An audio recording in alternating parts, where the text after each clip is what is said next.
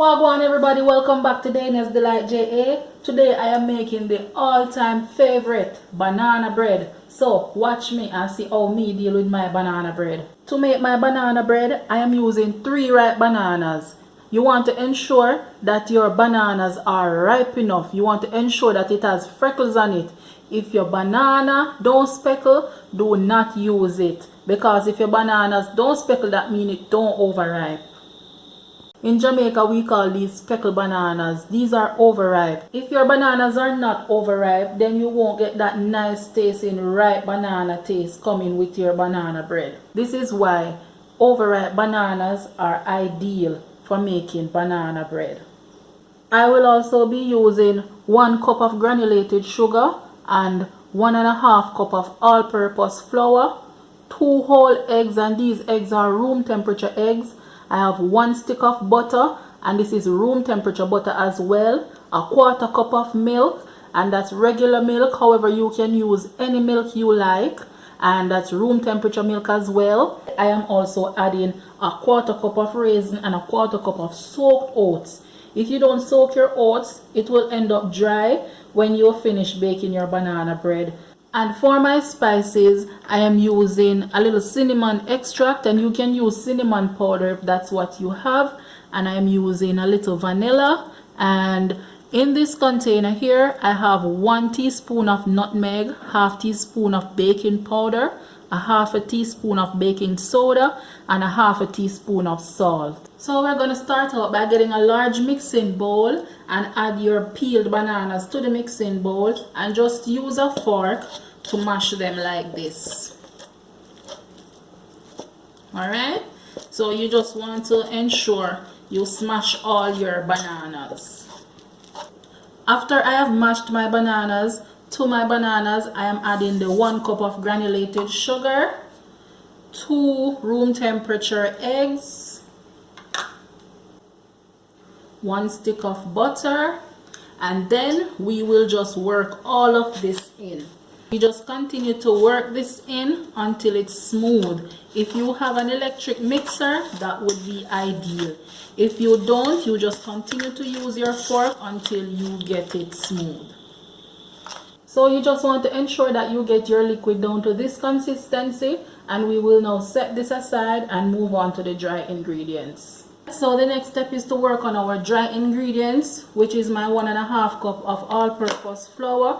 I am putting that into a sieve along with 1/2 teaspoon of nutmeg, 1/2 teaspoon of salt, 1/2 teaspoon of baking soda, and my baking powder. And we will just sieve this out.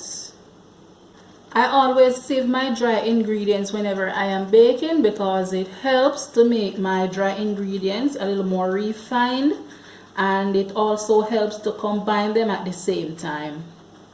So the next step is to add our dry ingredients to the banana mixture, and I am doing this in small amounts to avoid lumping.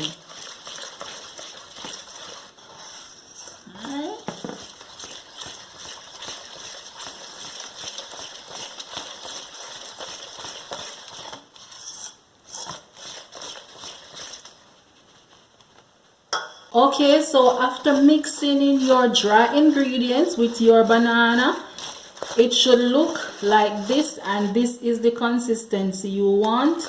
While mixing it, it may feel a little stiff, but we do have more ingredients to add to the mixture. And as mentioned before, it would be ideal if you had an electric mixer. And now would be an ideal time to preheat your oven at 350 degrees Fahrenheit. And I will now add my remaining ingredients. I am adding my raisins, my soaked oats, and my milk, my cinnamon, and my vanilla. All measurements for these ingredients I have added will be in the description below. Remember to like, subscribe, and comment if you like my videos. I am also adding a half a teaspoon of lime juice. Adding the lime juice helps to reduce the rawness from your baked products, especially when you didn't remove the eye from the egg. And we will just combine everything, ensuring everything is incorporated properly. And this is the texture that you want. This is the consistency that you want to have. And if your mixture looks anything like this, then you are on the right track. I am now ready to add my mixture to my baking pan, which I greased with butter. You can use cooking oil if you like. And to my greased baking pan, I am going to add a little flour. And we're just going to do this motion. We're going to shake it around to ensure that the flour sticks to the butter, which helps to prevent burning. So whatever container you are going to use to bake your banana bread in, this is what it should look like. And we just add our mixture.